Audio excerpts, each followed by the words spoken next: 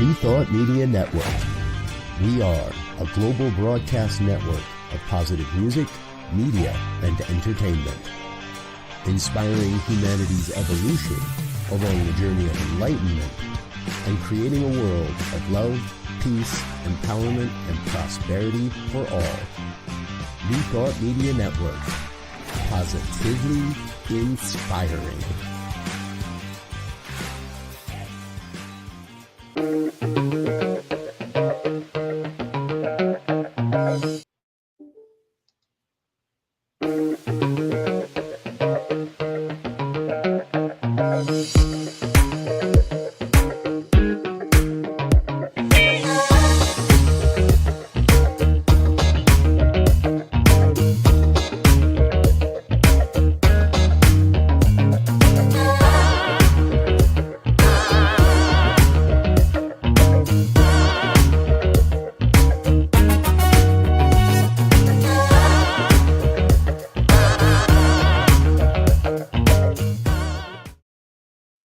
And hello again, dear ones. Dr. Robert with you over here.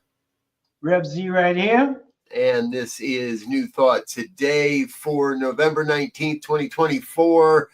It's almost Thanksgiving, and we're past the halfway mark of the gratitude month already. It just seems like this year keeps zipping by in an instant, Z. I mean, I know we have the same 24 hours in every day, but they seem to only take up 6 or 7 anymore, I think. So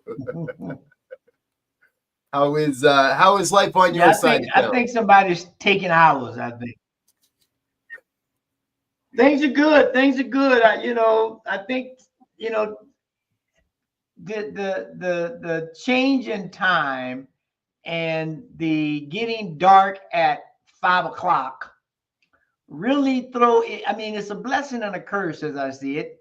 It's a curse because it throws your whole clock off, but it's a blessing because it starts making you go to sleep early or slow down early, which we all can use a little bit of that, I think, at this point in the game. Preserving the energy, as it were. Yes. Preserving the energy, as it were. Yes. So. Yes. Folks, for anyone watching along, thanks for joining us. Please feel free to join the conversation as we go along here today. We like to look at where the New Thought movement is headed or where it seems it's going in the world. And there's no question that this past election has had a massive impact. Has a major impact on everything. I'm watching videos of people that are pointing to indicators of how the car market is falling apart and how the whole dealership franchise model needs to go away. I'm looking at videos where people are pointing to facts that there's a huge glut in houses, unsold houses, unoccupied houses on the market, new homes on the market, and some of the country's largest home builders are slowing down production, slowing down orders, slowing down the economy.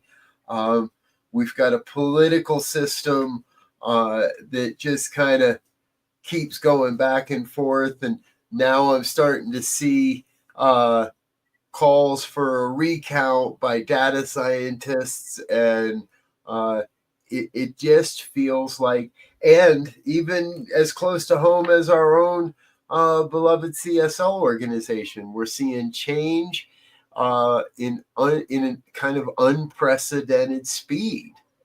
So even though 12 hours feels like 6, it seems to be speeding up even more in all these organizations and in some of the major systems that are out there.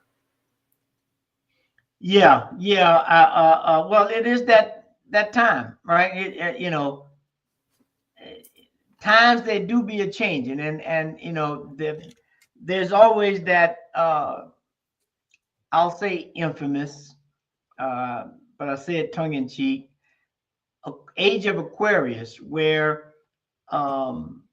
this exact scenario was was uh, was described in terms of it is a time of massive creativity, massive information, massive upheaval, and more importantly, massive opportunity to get back in alignment with the universe, with the powers that be, i.e., spirit.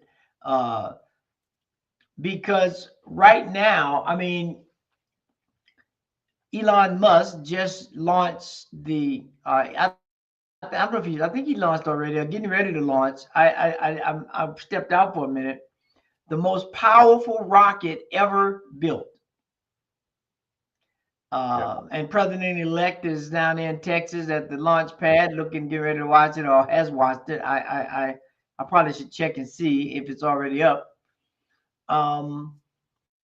But there's a tremendous amount of possibility in this moment, as bleak as it may seem. And one of the things I think that we have to, now that we've had all this time of diversion and division and all of that, now is the time to really sit down and have a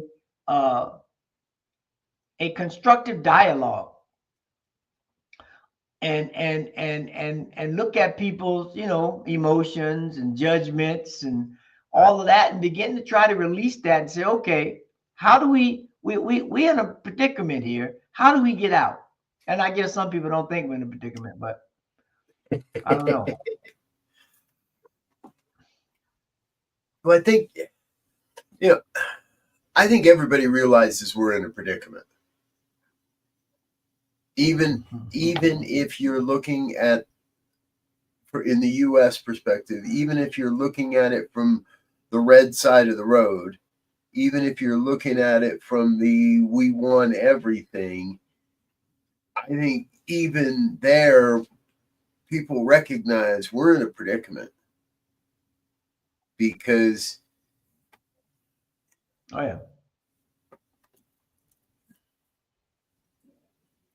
not any one perspective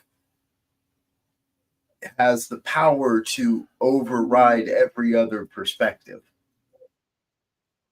even as much as they might think they, or even as they, and this goes from that new thought perspective as well, right? Folks, before we got on the air here today, Elzia and I started doing what we our new hobby. We like to punch stuff into different AI models and see what the different AI models pull back. And what we're learning is it's all about the power of your questions and how you phrase your questions. But if we want to look at the collective published internet wisdom around a new thought response or perspective on the 2024 election, most of what comes back isn't very active, is rather passive in the perspective of how we would respond to these events this time. And we didn't really get into you started getting into a little bit of what can we do, what activities we can take. And I think more than anything, go ahead. I was just going to say, I think a lot of this boils back to the ground of the basis of being around community. Yes, exactly. So it talks about having dialogue so people can talk and process. It talks about engaging in education, right? Workshops and discussion groups based on content and research and interaction. There's the whole idea, which I think whole humanity is based on, this idea of service, community service initiatives. As you were just saying, there's still people who can't eat every night. There's still people who sleep on the street every night. So there's some opportunity for those who are practicing a philosophy, a system, a way of life that is seeming that is striving rather to work for all, to do our part. You know, the old saying goes, many hands makes light work. So we got a bunch of people doing it. Nobody's got to do a whole lot, but everybody got to chip in. Right. And if everybody chips in, nobody goes without. Exactly. As you were sharing, I reflected back to a couple of years back now during the height of the pandemic. So I don't remember if this was maybe 21 or 2020 or 2021 or one of those years. We did a project with the homeless teen shelter in Denver, and I forgot how I got involved, but the whole idea was blankets. And we put out, I was able to put out one email to a group, to a community group, to a community program. I forget if it was Nextdoor or which program, which platform it was, but we put out one email and said, hey, we're collecting blankets, blankets and coats. Blankets and coats. That's what it was. We're collecting blankets and coats. If you have clean blankets and coats, let me know. And here's the day I'm going to drive around and pick them all up. And I just told everybody, here's the day. If you have something and you'd like to help, let me know. Put it out on the curb and send me your address, and I will come by on this day. And I spent most of my day driving around within 10 miles of my house to fill up a car full of blankets and coats that went to a Denver teen shelter. And it was a small effort. It took very little work. We didn't do it for the pictures. We didn't do it for anybody to know anything about it, really. Just did it to get it done. And right. And don't even have any idea how many people's lives were blessed by it all. Little efforts, individual efforts can go a long way. And yeah, I don't like saying it this way, but I think we're coming into a time here in America where it's going to be more important than ever to look out for our neighbors. Yeah. Community is going to be paramount. Exactly. Because there's going to be as they say in the Bible, there's going to be wars and rumors of wars. And if you allow yourself to get bogged down in that conversation or in that train of thought, it will be exhausting.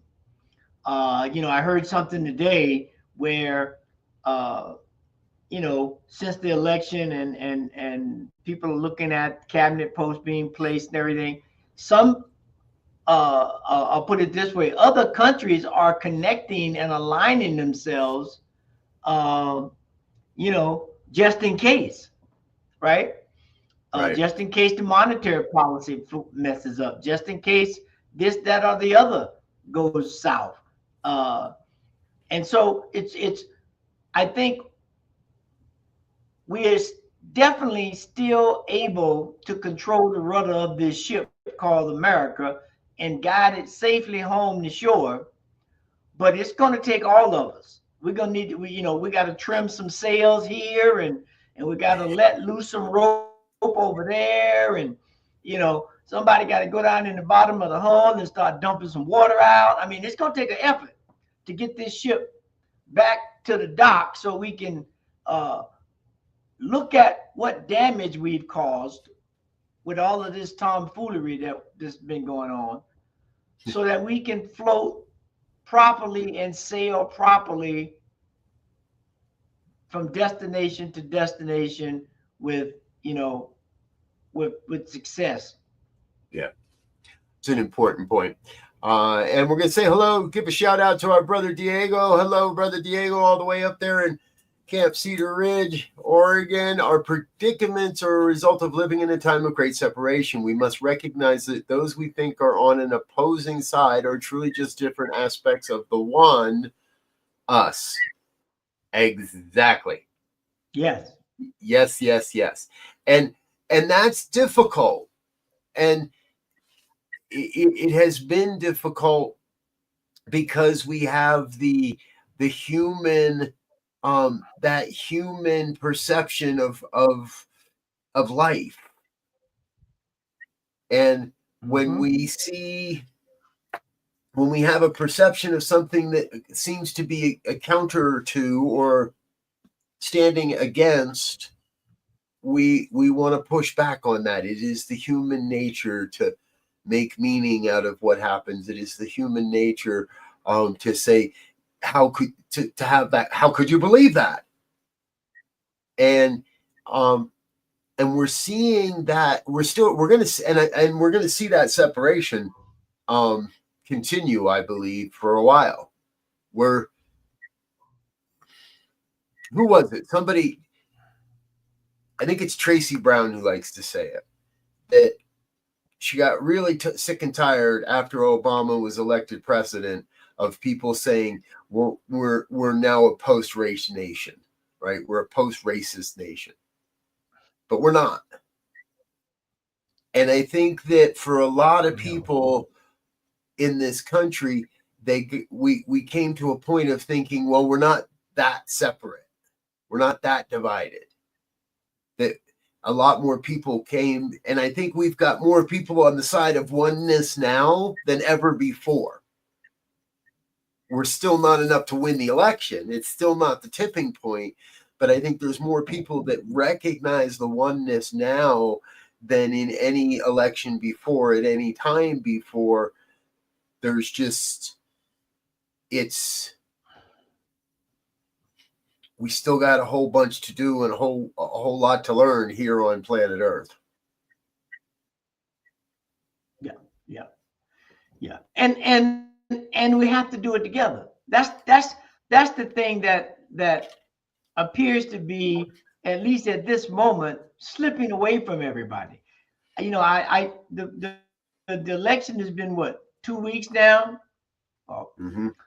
Just about. And I still, and I get it. I still hear a lot of, if we would have, I don't know why they did, or, you know, all these Monday morning quarterbacks. But that game is over. Right. For us to continue, now we definitely have to do a postmortem, right? But we can't just sit there Monday morning quarterback all day, every day, because we got another game coming up next week. Yeah. Right? I mean, the football game is once a week. And so right now, you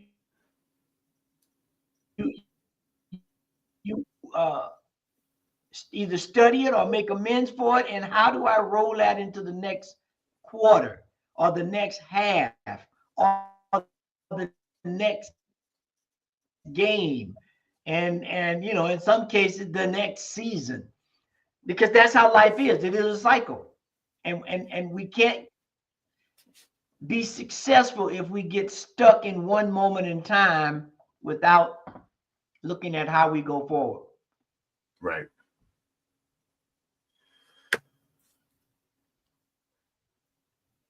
You mentioned the rocket launch earlier, and so I pulled it up and yeah, you know, it's up in the air, and it makes me think that we are at that point where the billionaires are on their way to Mars. Humanity no doubt. Humanity is on its way to Mars. And my kids and I like to joke that, you know, all life on Mars is alien life, because the only life on Mars is robots, and they've all been sent from Earth as far as we can tell. And so it's all, you know, it's we are the aliens. We are the galactic conquerors at this point. But all the billionaires are making their plans to go to Mars, and I believe the future really does exist in demonstrating not only these principles and practices, but demonstrating that greater experience of oneness, because oneness goes beyond New Thought. And New Thought doesn't have a patent on the concept of oneness. We all know New Thought would not be New Thought without Christianity. New Thought would not be New Thought without other influences, Hindu influences, Buddhist influences. New Thought would not be what it is without the influences of those that came after Holmes and carried the torch after he left the planet. And none of us would be what we are without all of us. So I want to keep coming back. And you know, go ahead. Yeah, no. I was just thinking that, you know, so we have all this going on, right? And people are, this is how we get sidetracked, I'll say. Because we got all these Monday morning quarterback, and just last week they had a congressional hearing by a UFO whistleblower that makes the claim we are not alone in the cosmos, right? And this is not fiction, this is real. Right. And so we got former high-level military pilots and investigators and communication experts that are making these statements in Congress to say we're not alone. Yeah. Now, what does that mean, right? We're still fighting over water rights, you know, whether my Colorado water can go to LA.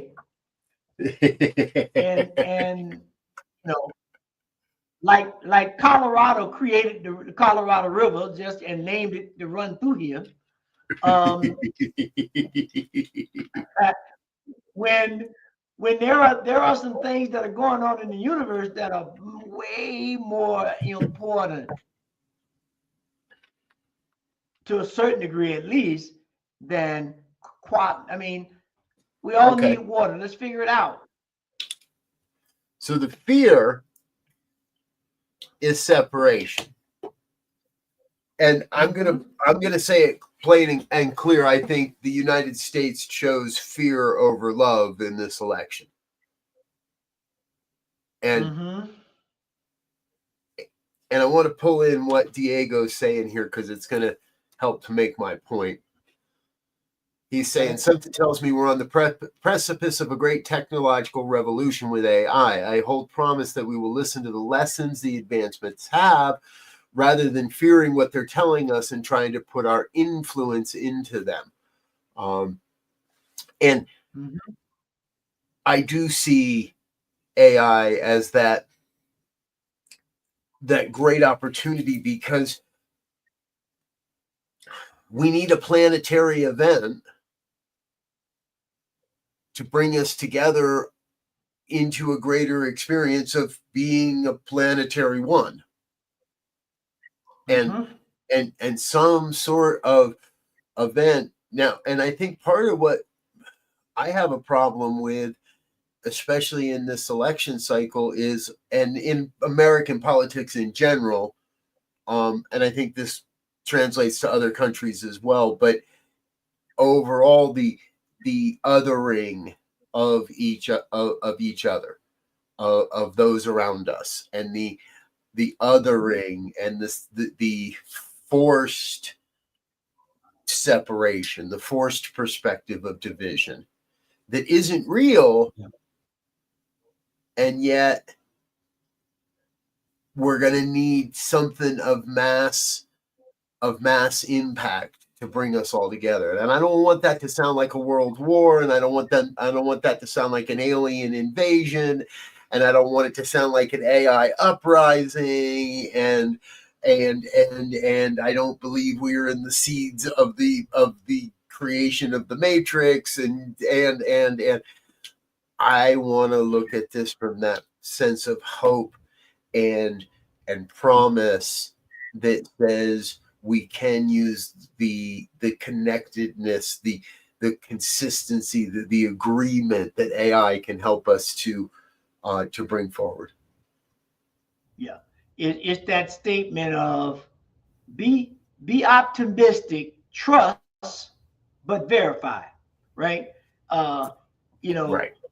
We because a thing in itself, a AI machine, a gun or a knife or a car, in and of itself is just a thing.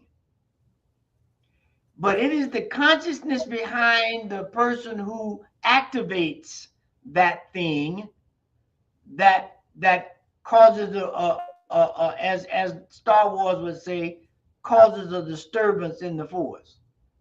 Right. Yes. It is time to heal the disturbances. Yeah. And understand, like you just said, we say it without even thinking about it. This election cycle, meaning, it's going to happen again. So if I don't like what's going on now, maybe I should be better prepared for the next cycle.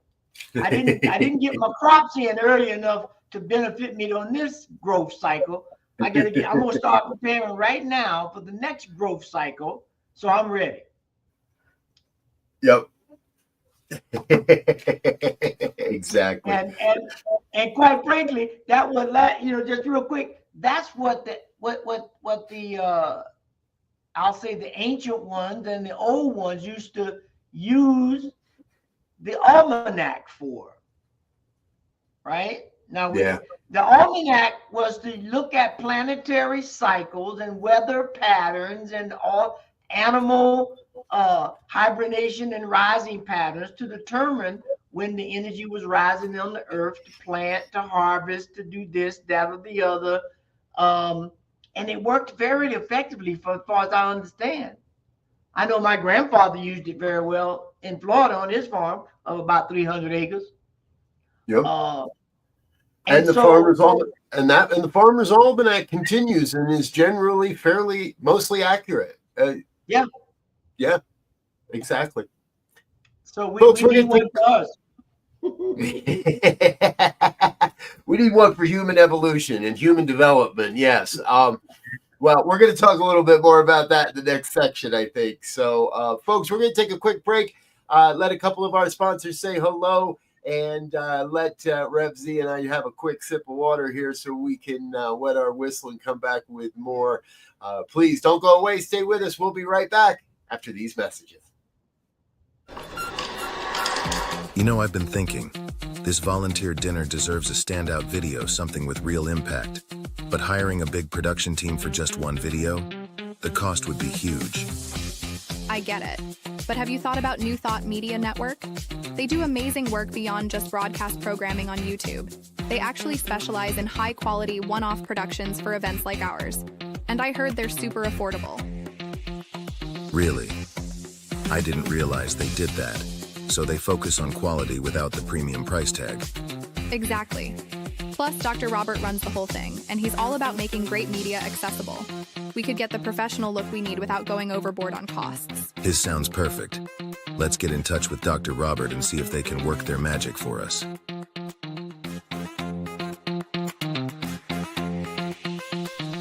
Well, hello again, dear ones. Dr. Robert here from New Thought Media Network. We'd love to work with you on a custom video for your next event or project. From impactful storytelling to creating a unique avatar for your community or brand, we're here to bring your vision to life, affordably and professionally. Reach out and let's explore what we can create together.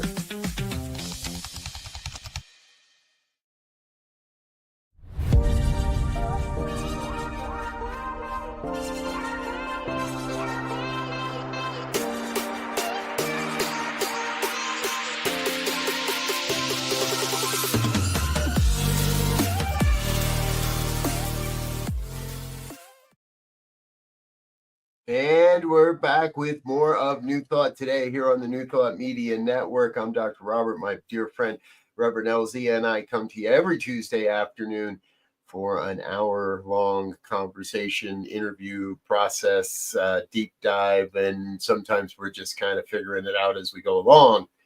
But we're always bringing you the future of New Thought here on the network. So please feel free to join the conversation, share your comments, chat along with us as we go. We love hearing from you, and we'll respond as appropriate. So here we are, Z. All right, go ahead. You jump in. No. I was going to say before we left, we were talking about this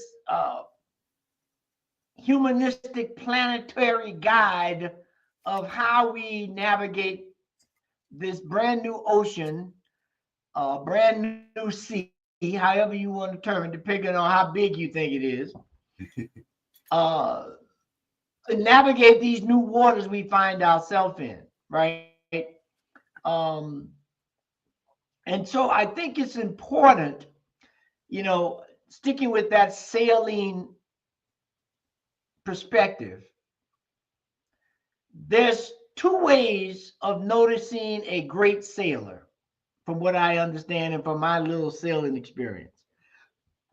One is to have a really good compass and map.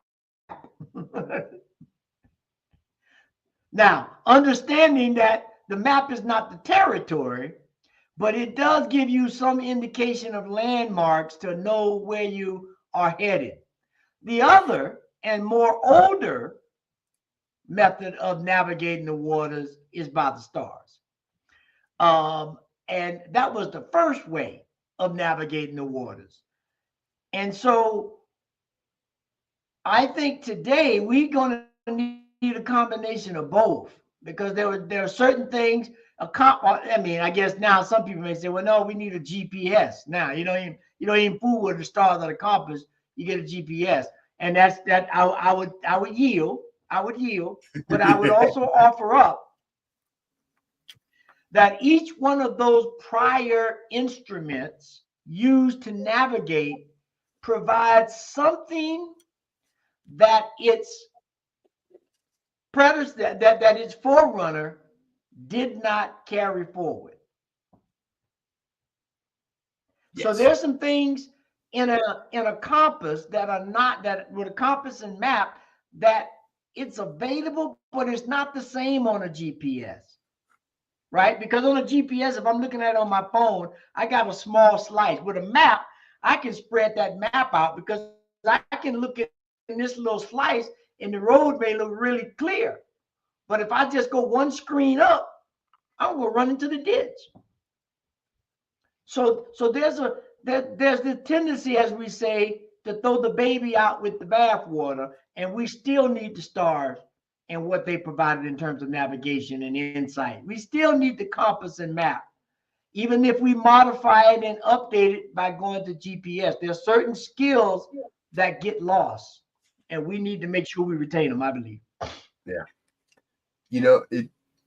The stars to me are leading by vision, and the map and compass represent leading by what is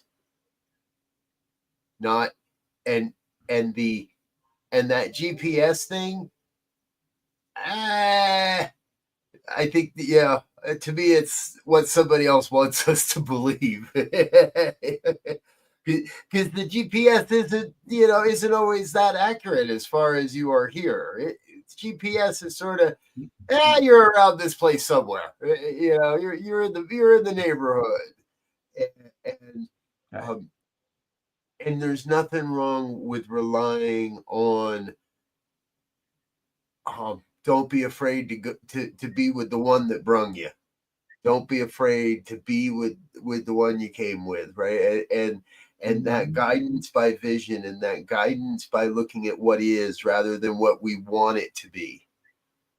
All right. I think that's what the GPS is to me, is I wish it were this way, so I'm going to act like it is this way, when that ain't the way. The map shows us what we know as the icon, as the pieces of the puzzle of what is in there, what is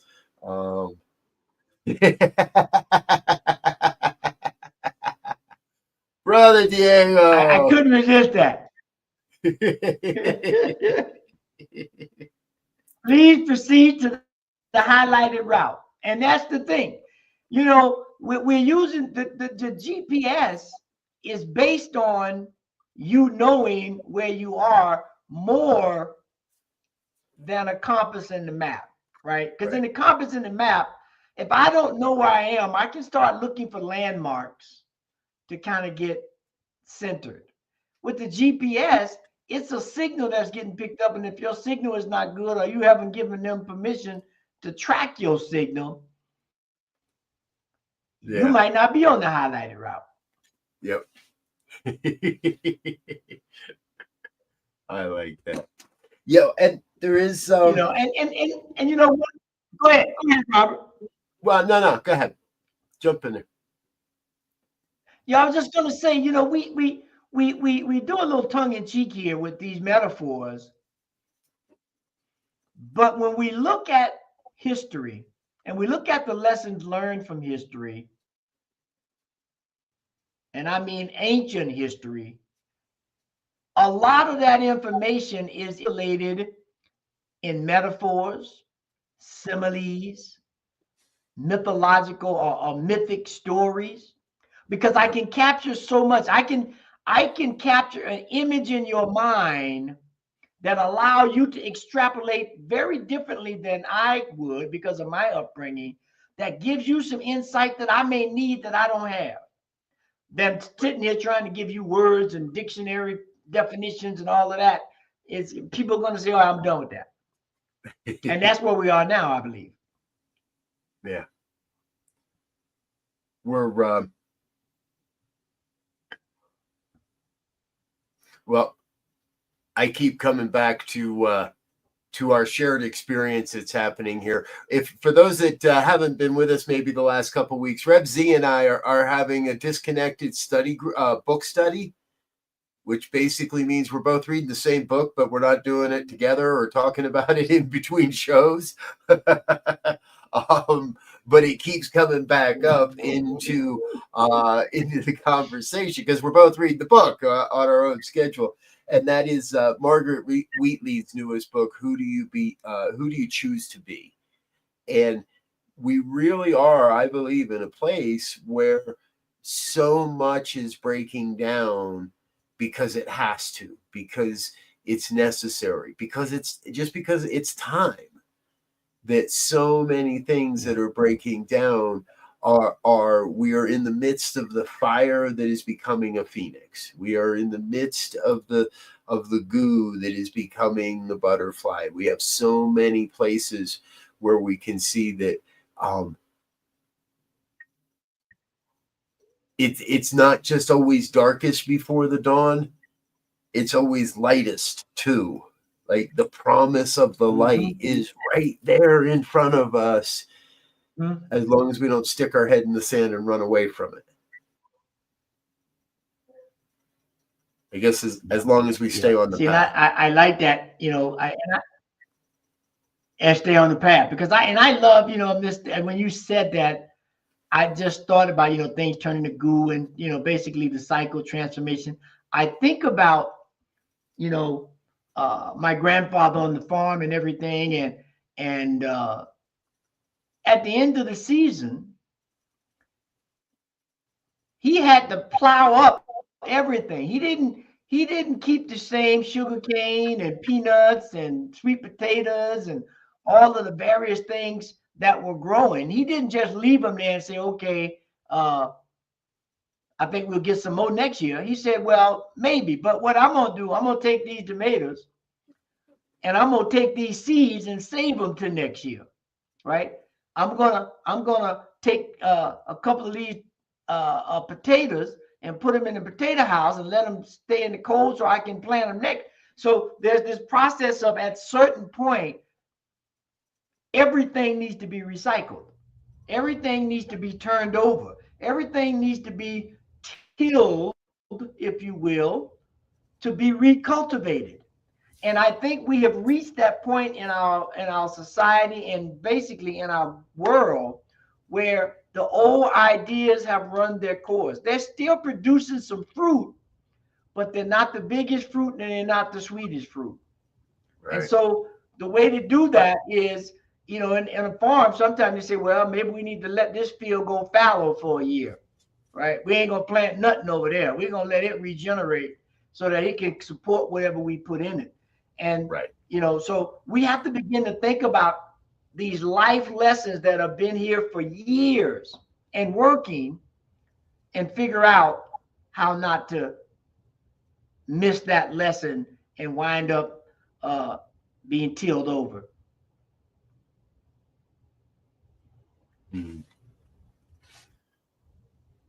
We're upon the generational history. We are upon the generation history will remember as the final in the old world ways. Yeah. I mean, we said it, when COVID came around, there was a statement that a lot of people made and agreed with, that the one thing COVID showed us was that, and this was globally, every system we have developed is failing. Healthcare, education, communication, transportation, food delivery, you name it. medicine, yep, vaccine development, everything. And now I think we're starting to see it. And now we're seeing the ripples of that. Like I said, the car market in the US is in serious trouble. The home building market in the US is on a very razor thin precipice right now. And so many other systems are that we're feeling those ripple effects now in other areas that perhaps we didn't anticipate. And in ways that we didn't anticipate. There are thousands of overpriced vehicles sitting rotting on lots all across the country because people are done playing the game that way. Yeah, I don't need a new car every other year. Right. Why? The one I got works fine. Matter of fact, the one I got is a 2004. Still works fine. Got all the comforts. I got my music. I got my heat when it's cold. I got my windshield wipers when it rains. Still get decent gas miles. I probably can get a little bit of gas miles, but I ain't driving that much anyway. So, well, and that's the thing too. Get out of this cycle of. Yeah, go ahead. We're not going to the office the way we used to.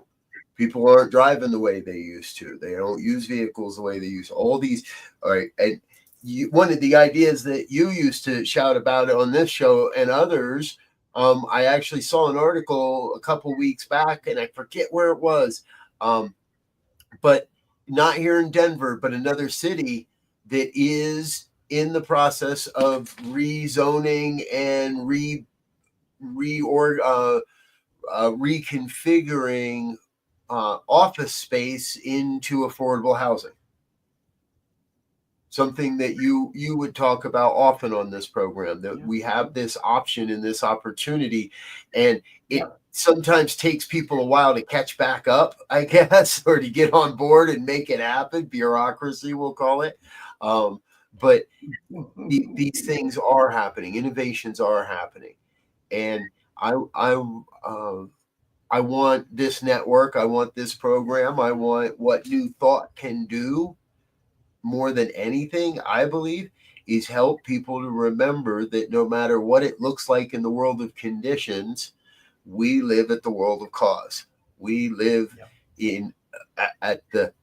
with the power to shape the causes. We have the power to shape those conditions based on the power of our thoughts. Hence the title of Margaret's book, Who Do You Choose to Be? Yes. Because you have a choice in the matter. Right. Right. Yep.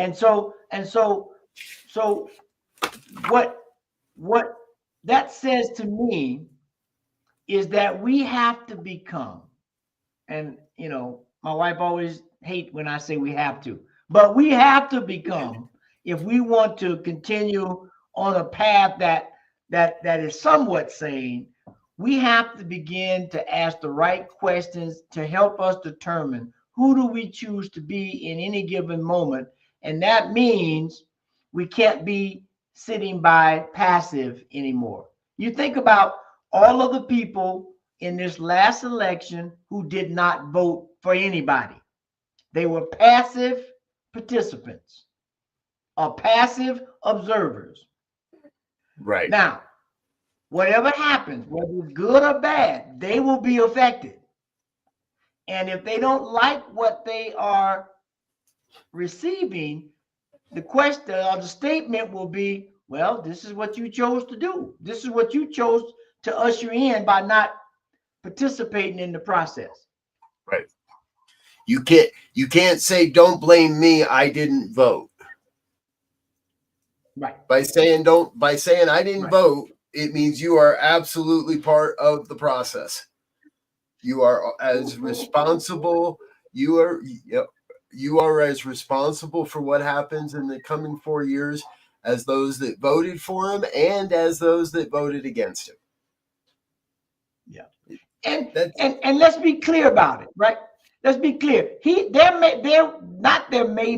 will be some positive things that come out of this administration.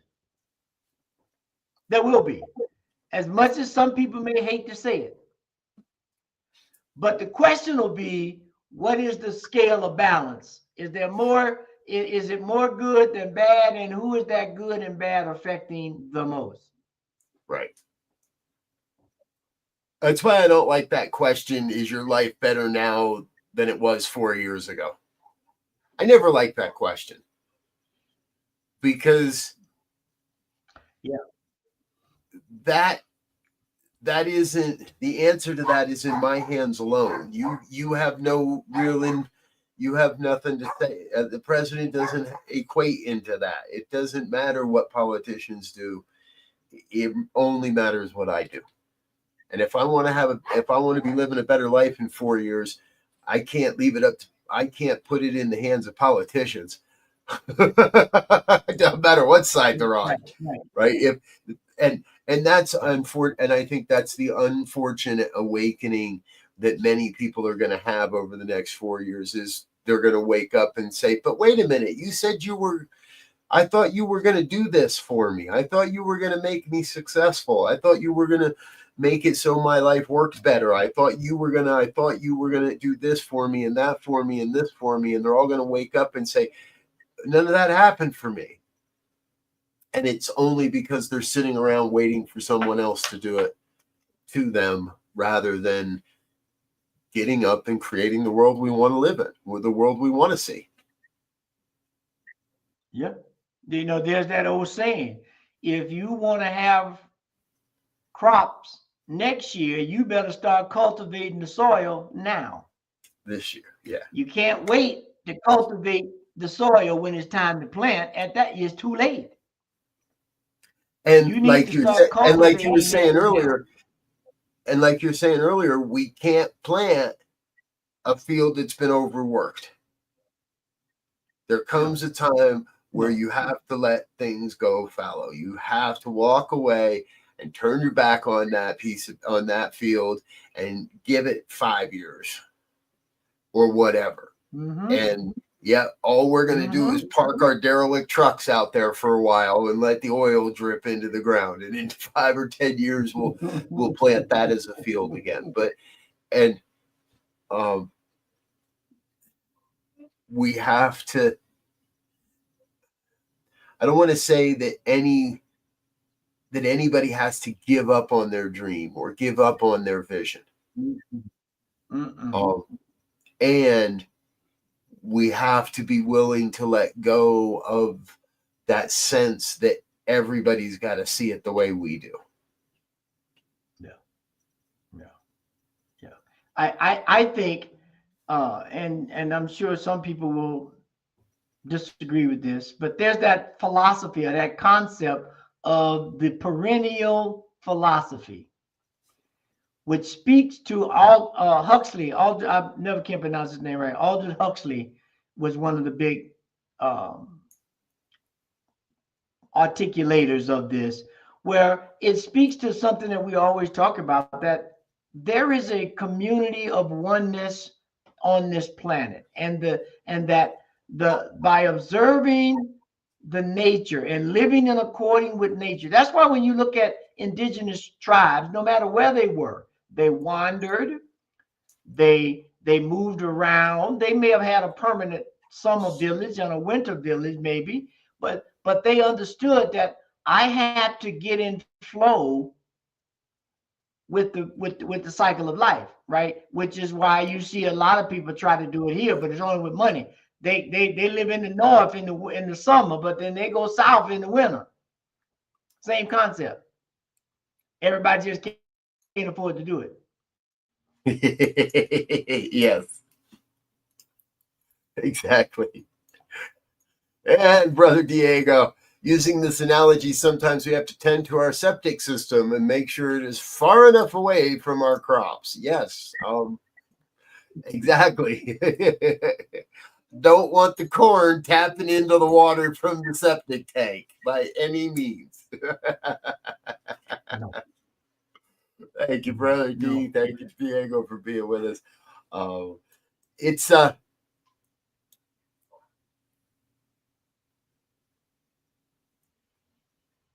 think one of the things that New Thought gives us that really has been transformative in the last 2 weeks is that deeper sense of non-attachment.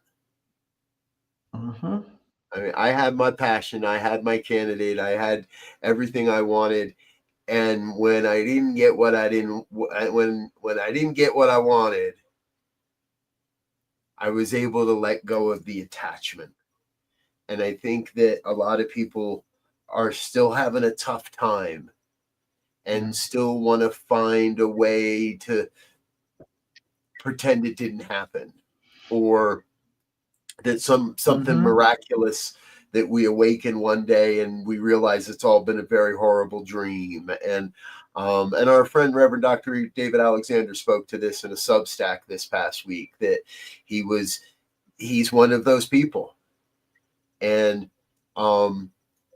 he's married to an African-American woman who is a resident alien, who is not a citizen that I'm aware of, is a resident, and they are concerned for, and he was very real in his sharing that we are at the dawn of a brand new age.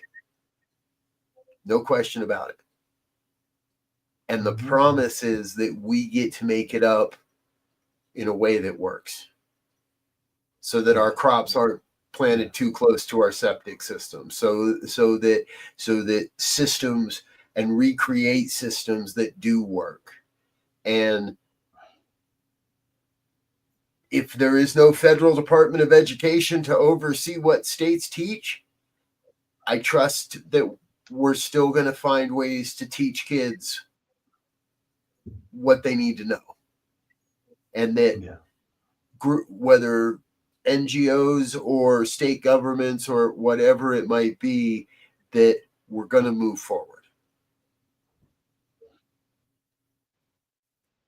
I don't see how we go backwards. I don't think I agree.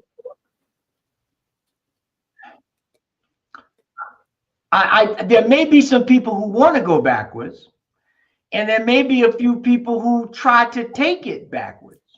However, I don't think the universal energies and consciousness is going to allow that to happen, which unfortunately, I think if someone tries to push that point, it's not going to be pretty.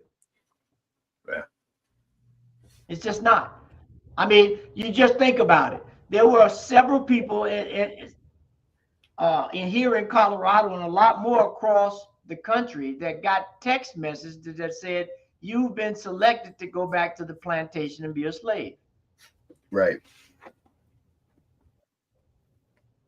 There was the day after the election, there was a play being given in some city in Ohio, and they had neo-Nazis parading outside the theater because the play was on Anne Frank, about Anne Frank and her life, right?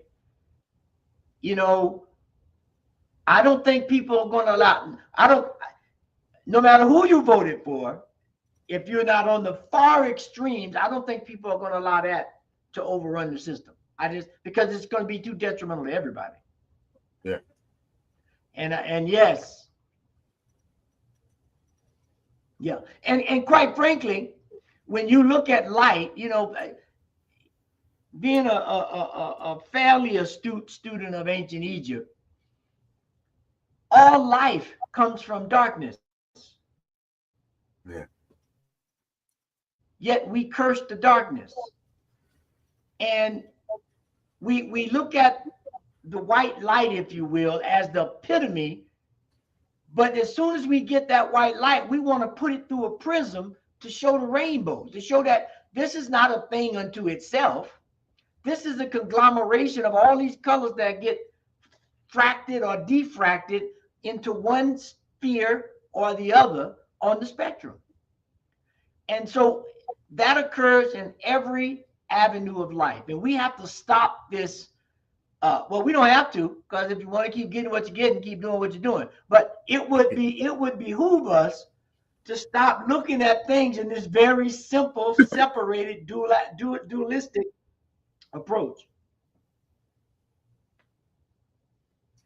Reverend. Because we know, and because we know when real quick when that the rainbow, there's ultraviolet and infrared that don't even show up in the rainbow spectrum of light. Yes, true.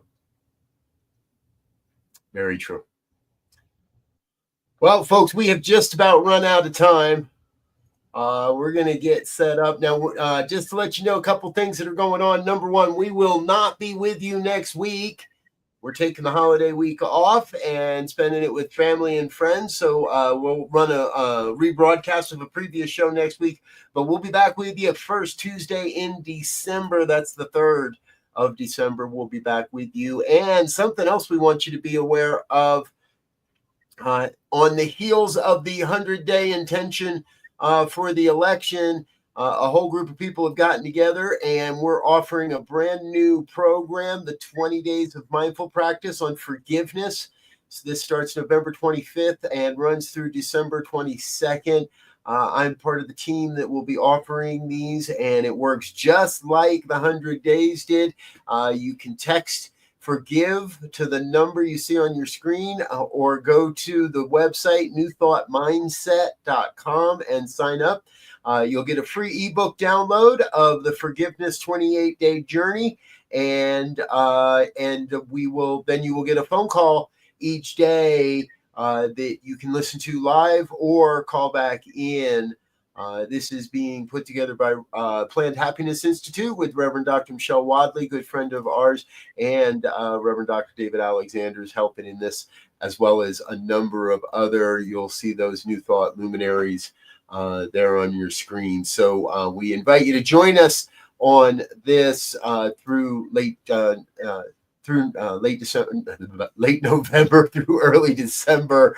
You can sign up today. And my understanding is we're up to almost 1,000 people already signed up, and just in a few days worth of promotion. So help us raise the vibe in 25 with various opportunities that are coming your way, and the forgiveness piece is one of them. So, Z, any final thoughts before we wrap it up for the day? Hey, I'm one of my mantras for 25 is to get in tune with nature, observe, become aware of, get in tune with nature, which means we have to be more observant, and we got to get our field manual and start taking some notes. Amen. All right, folks, that's all we've got time for today. Thanks for being with us.